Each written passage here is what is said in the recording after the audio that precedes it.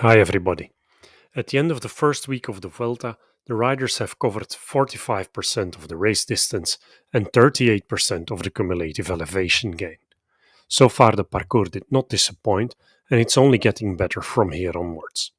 I would also like to take this opportunity to thank all of you whom have subscribed to the channel, allowing me to reach 6,000 subscribers. On stage 1, Alpecin delivered a lead-out masterclass and Philipsen took a dominant sprint win ahead of Vernon and Aular. Fine immediately dropped time, leaving no room for discussion regarding his role here, stage wins and supporting Almeida when needed. In stage 2, we got an all-out GC fight with Vingegaard just beating Ciccone on the line, and this after having hit the deck earlier on in the stage, with Gaudu and Bernal the only ones not leaving a gap. Gaudu was once more in the mix for stage 3, this time beating Pedersen and Vingegaard to the line and taking the red jersey. Stage 4 did not end up going to the break, and for quite some time it looked like Philipsen was all set to also win this stage. Yet it was Turner who took an emotional win. Pedersen was once more badly positioned. Team Emirates took their predicted team time trial victory over Visma Leasebike with Little Trek in third. We saw the expected breakaway on stage 6 with Fine taking the win ahead of Train and Fortunato. This is the stage where we saw Train taking the red jersey after it had passed back from Gaudu to Vingegaard. Stage 7 went to the break as expected, with Ayuso taking the win ahead of Frigo and a strong Raul Garcia in third.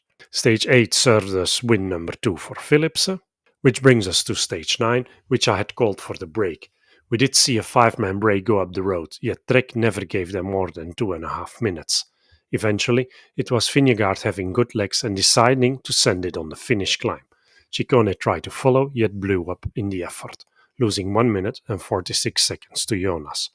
It were Pidcock and Almeida who managed to best limit their losses, followed by Gal. Ayuso once more stopped pedaling as soon as the road pointed up, making it very clear he does not intend to work even the slightest bit for the team. Then again, I guess he already knew about the news that was going to drop today. Here's the resulting GC going into the first rest day, with Train hanging on to the red jersey, now with a 37-second lead on Vingegaard and 1 minute and 15 seconds on Almeida. Following today's ride, Pidcock climbed to P4, Gal to P5, and Ciccone dropped to P6. In total, we now have 11 riders remaining within 3 minutes of the lead. At the top of the fight for the green jersey, nothing changes, yet following his win, Vingegaard is edging closer.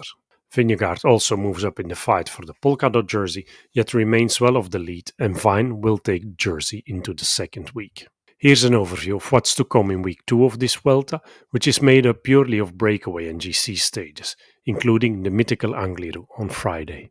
Which brings us to a more in-depth look at stage 10, a 175k stage good for slightly over 3000 meters of climbing, with the main feature being the first category 9.4k finish climb, which goes up at slightly over 6% average. Remco Evenepoel won a stage here in the 2023 Vuelta. Note that the finish climb is steeper than 6% for most of the time, yet flattens out towards the finish. In my book, this is a potential breakaway stage, even though it has to be said the start of the stage is fairly easy, which will make it difficult for a full-on climber to get into the break. On top, it is not unlike stage 9, so if Jonas comes out of the rest day with good legs, we may well see another attack here. I don't think they'll control the stage though, and following what happened on stage 9, I also don't expect Trek to chase, which then again increases the chances for the break. Here's the stage odds at the time of recording with Vingegaard as the outright favourite, and here's the riders to watch in my book, which is once more going to be a mix of breakaway and GC riders, while slightly being in favour of the breakaway riders. The more I think about it, the more I do see a break forming, and unless we get a team a la Trek controlling it once more, they may well get a good lead. In such a scenario, I'm calling Vervaeke at Quickstep and Jungels or Kwiatkowski once more at Ineos. I am mentioning Vine and Ayuso here, yet I'm actually not expecting them in the break, and from the GC group, Almeida has to be considered. At Visma, Vingegaard in a scenario similar to that on stage 9, Tiberi at Bahrain, Ryan at EF. We have not seen breakaway action at Bora, and I see no reason why they change strategy. Romo or Castrillo at Movistar, Vermaarke at Picnic Postenel, Garcia at Arkea, Jesus Herrada at Cofidis, and Pouls or Tejada at Astana. Frigo at Israel Premier Tech, Pitcock at Q36.5, Ciccone at Little Trek, or Armirai at Decathlon AG2R. Then, in terms of stars, when I'm giving Vingegaard only 3 stars, he goes for the win, so I'm going to respect the logic here and give him 4 stars, simply because he could take the win should he decide to do so. Vine, Castrillo, Frigo, and Garcia get 3 stars, Tiberi and Pitcock get 2 stars, and Ryan, Pouls, and Kwiatkowski each get 1 star. As for the podium, I'm calling Garcia for the win ahead of Frigo and Pouls. Enjoy the stage and see you tomorrow for my Stage 11 preview.